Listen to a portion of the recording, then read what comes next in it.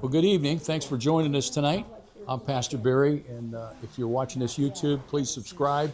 We're coming up with more YouTubes, and when you subscribe, you can get them when they pop out there. So, anyhow, I want to thank you for coming tonight, everybody that's here in the room, and thank you for watching.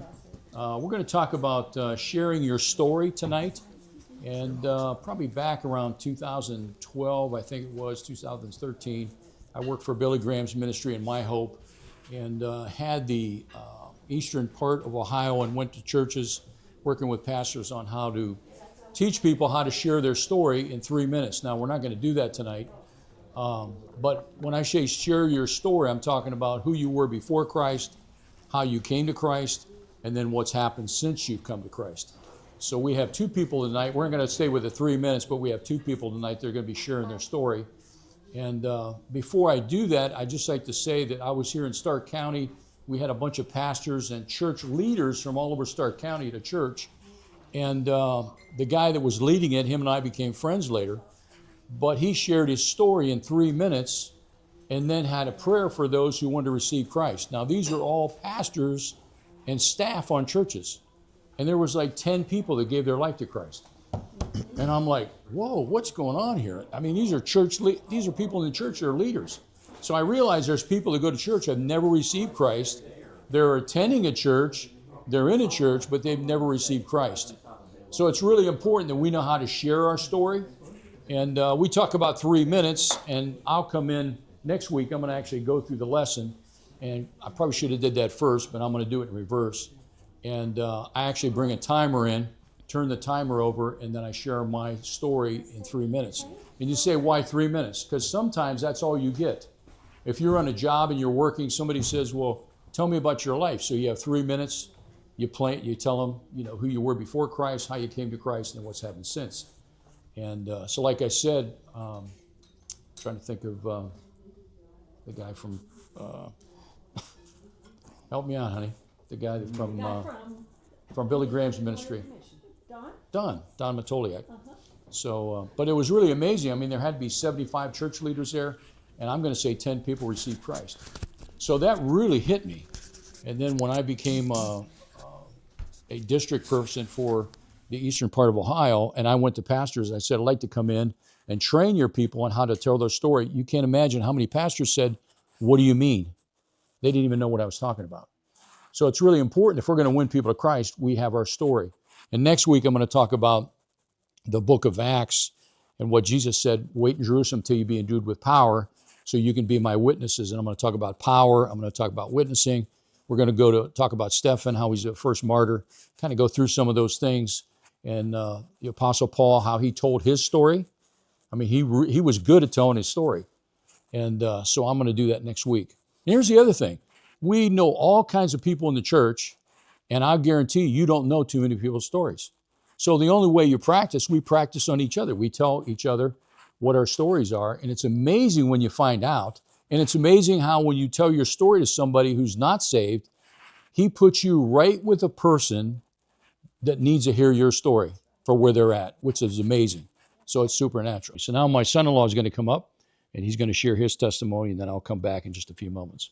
My name is John Cerrone. I'm 46 years old, and this is the first time I shared my story since I've been saved. I've shared my story many, many times on stages before, but at the time I was not saved. So ironically, like walking down the hall, I was thinking about that, and I was thinking about when I spoke on stage, and as I was walking down those hallways, how awesome it felt to be walking down this hallway. I'm about to go on the stage, and I thought to myself, just walking down this hallway, literally walking in here, I was like, this is the greatest walk I've done so far. Like, I'm coming in here to this meeting, to this gathering, to speak to everyone about my testimony. So I think this is, I'm a little rusty at this, so I think this is really exciting for me. I'm from the Chicagoland area. From about 8 years, from the time I was born till I was about 8 years old, there was me, my mom, my dad, and my three sisters. And about that time, my mom and dad split up. So it was me, my mom, and my three sisters. So I was in a house full of estrogen. And at that time, though, it wasn't fun for me as a kid. I grew up kind of rough. My dad was abusive towards my mom and us kids, and just going through that, I think I kind of just created my own little world, so to speak. Because from 8 years old till I was about 14, it was kind of like a blur to me. I mean, I remember times and I remember things, but I think I was growing into a young man, and there was no dad around. I was confused, and during that time, I think the biggest thing that I can remember about that time was all the questions I asked myself of why isn't my dad here? Was it something that I did? Why did my dad leave me? Why is this going on? Why uh, and even though I knew that my dad was abusive to my mom, looking back, I thought it was normal. Like I didn't think anything of it. I just thought that people argued and fought, and this is what happened in everyone's home. So um, I did recognize it was wrong what was going on, but I couldn't put it together. I just knew I missed my dad. Um, Once I began to get older, I was about 14, 15.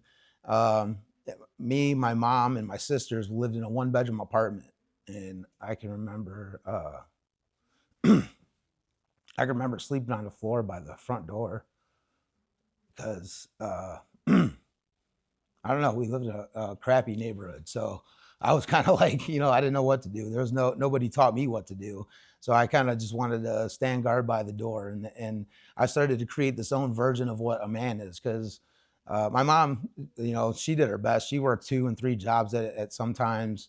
My older sister, she would watch me and my younger sisters, and at times we were just kind of fend for ourselves, and it was a different time than now. I think, being, 12, 13, 14 years old, like it was different than being that age now. It was just a different era. But I say all that because it led me to start to rebel against my mom. My mom was the most amazing mom. Like she went above and beyond to do everything and anything for me as that kid. But I took it upon myself to say, all right, I had enough of this. I'm going to figure out what a man is. And I began to take off in the middle of the night and run the streets. I'm 14, 15 years old, running around the streets trying to figure this out. I did really well in school on my tests, but I never did my homework. I get A's and B's on my tests, but I never did homework, so I was flunking. So I was like, I'm bored with school. I can do this. I'm not doing homework. That's something I already know, so I'm not going to do this anymore. And I ended up dropping out of high school at sophomore year. During that time too, I was trying, like I said, I was trying to figure out what a man was. So in my mind, it was like, be tough and be this big macho man guy and all this stuff. So I ended up getting a fight at school, and I got my books knocked out of my hand for the last time. And I'd never been in a fight that at all. And this is my sophomore year before I got kicked out. I punched this kid in his face, and he hit the ground. And I was like, all right, where's the rest of them? Because I'm sick of getting picked on. And it was just like a lot of anger and stuff that I had built up, I think, from all the years of kind of being lost and trying to figure myself out. Um, from there, I just started running around with all the wrong people. I never joined a gang, but I ran with every gang that you could probably think of. The Outlaws bicycle or the Outlaws uh, the motorcycle club was right down the street from us. Their clubhouse was literally like blocks from my house. So we had the Outlaws, we had all the gangs, the Mexican gangs, the black gangs. Like I ran with everybody, and it got me in trouble because friends that I grew up in school with that before they were in gangs, they would see me hang out with this kid and I'd get beat up for it. Then they see me hang out with this kid and I'd get beat up for it.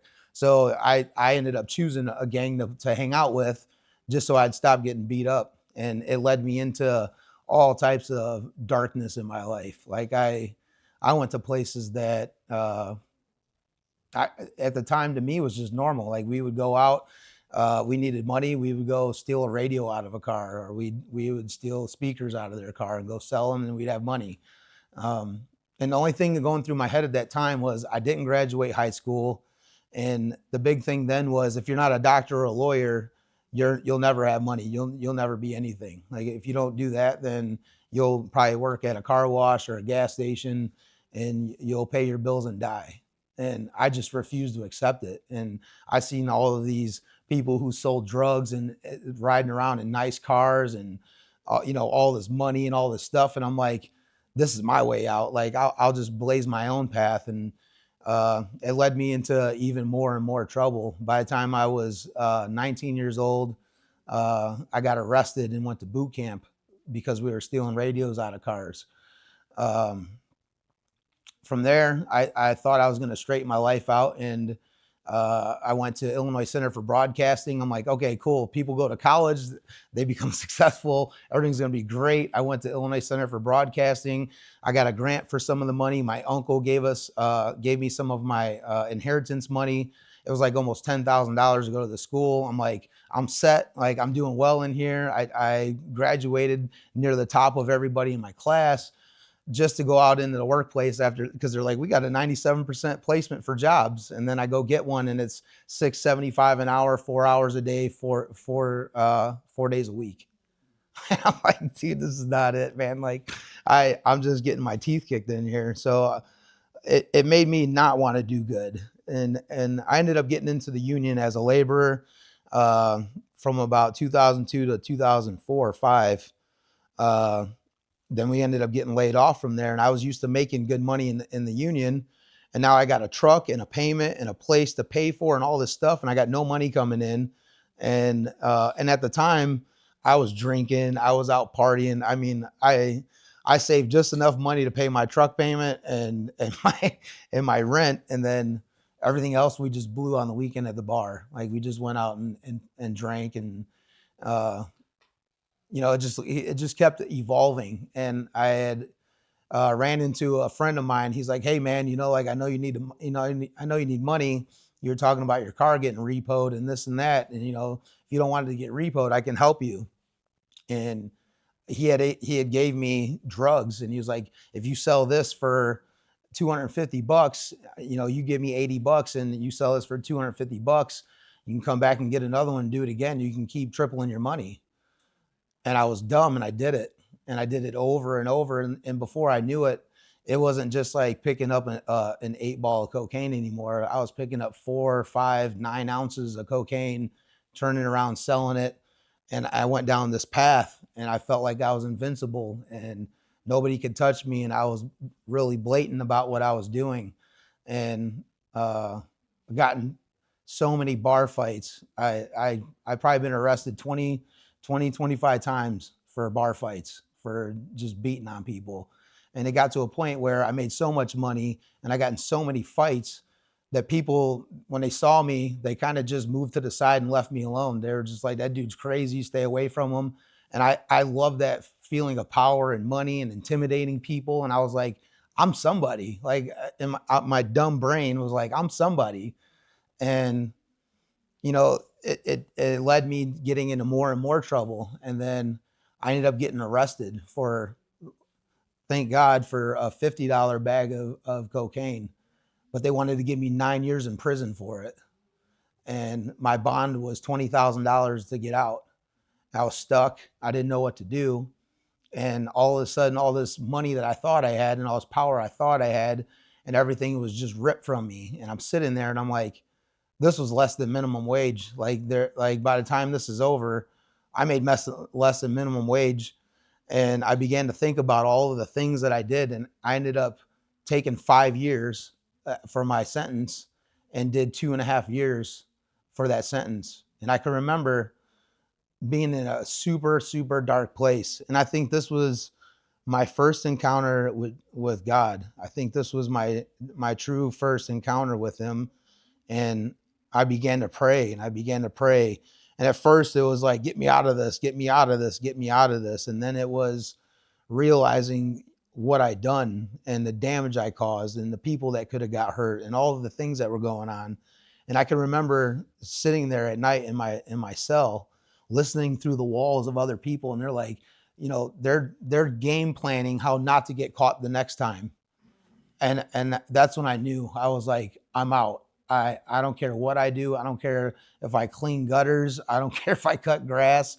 I'm never stepping back into this again. And this overwhelming feeling of sorrow and um, just pain, like just it was just so overwhelming of what happened. And I began to look for a way out. So I started having my family send me information on small businesses and all these different types of things I could do. And they just thought it was a joke. They were laughing at me. They sent it to me. They didn't believe me. They thought I was going to come home and get in all kinds of trouble. Um, and I ended up coming home, starting a business. Uh, 3 years later, I made almost $400,000 in a general contracting business, building houses. I put out business cards everywhere, and when I did that, someone got a hold of my card. They're like, "Hey, I heard you can frame houses." I never touched a house in my life, but I knew a bunch of journeyman carpenters that were sitting around doing nothing. I brought them the blueprints. I said, "Can you do this?" They said, "Yeah, we can do it in about 3 weeks." It ended up taking almost 3 months, but I made 9 grand off the job. And I was like, this is it. I found my way out. And I've never stopped doing that since. I began looking on social media for people that could teach me what to do with this money or how to make more of it. And what that led me into a whole nother industry of speakers and events and things. And I started making comments on some of these multimillionaire pages, and people were following me from the comments. And uh, one night I decided to broadcast and go live on my social media because these guys weren't live. I couldn't learn nothing from them. So I figured I would see if somebody would come into my live stream. And they asked me my story, and I told them my story, and I explained to them where I started, just like I did tonight, and where I ended up and where I was at. And I thought I was going to get ridiculed for being a piece of garbage for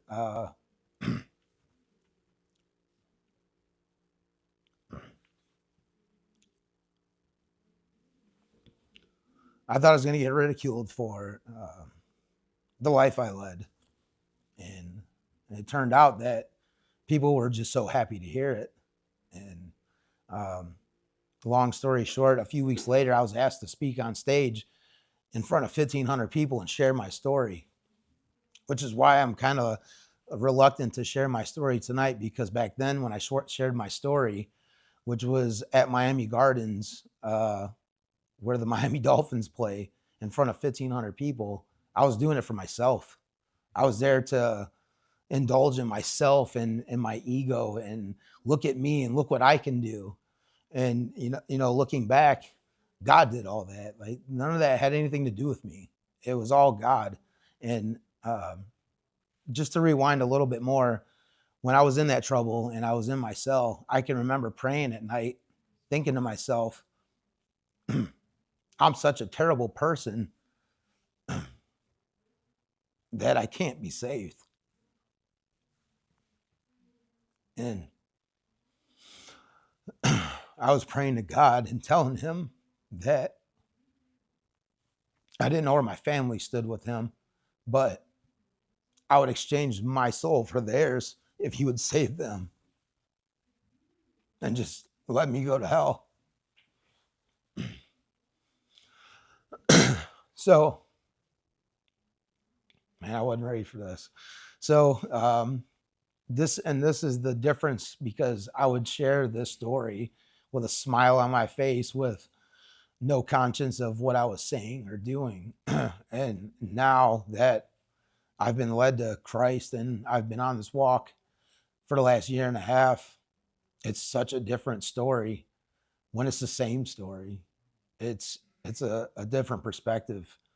And I ended up traveling all over the United States, speaking on stages, and everywhere I went, like even the kids would come up to the front of the stage listening to my story. And there would be people that came to me, they're like, these kids are the other speakers' kids. Like they see these events all the time. They've never come to the front of the stage. And I didn't know what to do with that. And looking back from now to back then, I believe that all of the things that I went through, it made me immune to that environment. It made me understand that environment. Even right now, I have a sister that is in that world that I was in, and I think most people that would be in that situation would be scared to walk into that environment because they're not immune to it. They're not used to it. They don't understand it, and they're scared of it, and they don't know what to do.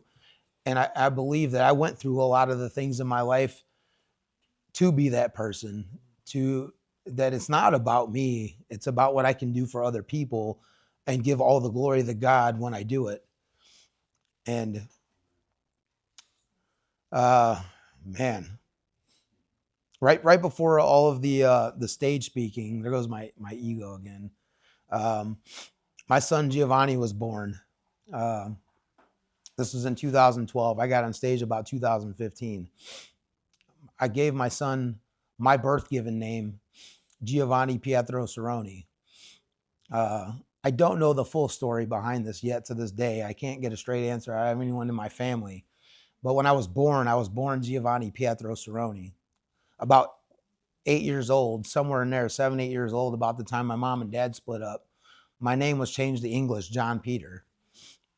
The only answer that I really got from that was when my mom and dad split up, and my dad asked me who I wanted to live with. I said my mom because I was scared of him. It was said that I don't deserve to have the Italian name anymore. So it was changed to English, John Peter, instead of Giovanni Pietro. So when my son was born, I gave him my name that can't be taken away. And, fast forward a little bit more. I began this company called Limitless. It was all about personal development. Which looking back now that I'm reading, I can't say I read the word all the time. I'm working on that. But now that I know more about the word and I know more about uh, Christ and his walk, I created a counterfeit version of what was going on in the Bible without even reading the Bible. Like all of the things I was doing about, men and their roles and what they should be doing and who they should become and like all of these things, it was a counterfeit version of what God has laid out in front of us in his word, which makes me reluctant to be on camera or wearing a mic anymore. And I'm working on that today. And I don't know if that's Satan working on me and trying to shut me up, or if I'm just supposed to be quiet for a little bit, So, um, I would say about 5 years ago, I stopped with Limitless, and I began to work my way back into doing general contracting and work and things like that. And I came across my wife, Carrie. We had a conversation over the internet on Facebook, and we haven't stopped talking since. Uh, it was it was it was interesting because even though my father-in-law is a pastor and um, they're surrounded by God and his word and Jesus, not one person came to me and said, hey, where are you at with where's your walk? What are you doing? Nobody asked me one thing. I started on that path right around the time her and I started talking, and I just had questions, and I'm one of those guys, I'm in or out. And I finally went in and I'm like, I'm getting my answers. Like, it's undeniable. Like, the things that I knew at the time wasn't much, but it was enough to tell me that this is real. I need to figure this out, and I need to figure out how I fit in this. And I'm still in the midst of this walk. But uh, last year, August 9th, I had the pleasure of being baptized by my father-in-law in a lake. And the next day, August 10th, I married his daughter and Peggy's daughter. And I've just been on this walk, this amazingly grateful walk. And I cannot tell you how much more aware I am and how much urgency I feel of things. And I can look back at things I was doing. Like I would make posts and stuff with my brand Limitless about personal development, about young men and what they should be doing. And they're becoming soft and they're confused and they're lost and all this stuff. And it was almost like I truly believe, and this is my experience, and maybe this is experience to somebody else too. I don't know, but during that time, even though I denied God, even though I pushed God away, even though I was lost and confused, he was still there holding me up by my shirt, walking me through these things and putting ideas and things in my mind. And now I'm coming around first full circle and seeing these things. And I have this urgency to build my son up and to build up my nephews, and their dads are not there for them, and to share these things with other young men in my community and try to be a guide that I never had. I didn't have those things. And it's all because of my walk with Christ. It's all because of where I am now. I can remember praying was like a chore. This, oh man, I got to go do this again. And now it's the first thing I think of when I wake up. Like I don't even have to sleep out of my eyes, and I'm saying thank you and I'm grateful. And I sit down in the morning and I go over the things that I'm grateful for. And I began praying in the beginning of my walk, like, hey, I need this, or I'm looking for this, I'm searching for this, or I don't know what to do with this. And now all I do is thank him. Like, I don't even ask for anything unless it's for someone else. I say it all the time. Like, I cannot believe that this is my life. Like, I look back at all those times I should not be here. I could count a zillion times that I was in a situation where I should have been dead. I should not be here today. And there's no other explanation for any of that, but God was with me at those times. And he ensured that I walked through this. And I'm just grateful to be here. I'm grateful to be able to be in this moment right now with you guys and be able to share my testimony, my story with you guys. So thank you.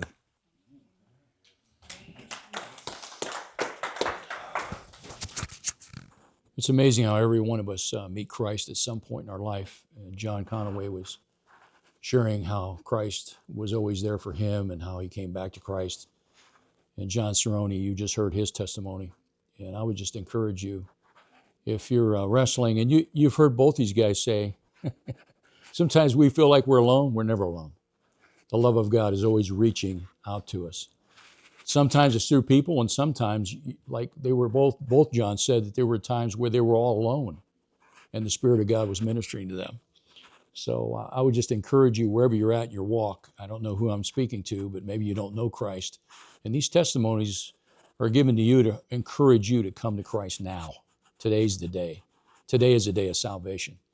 So I want to thank you for watching. We'll have some more YouTubes coming out, some more testimonies. So God bless you, and we'll be seeing you soon. Thanks.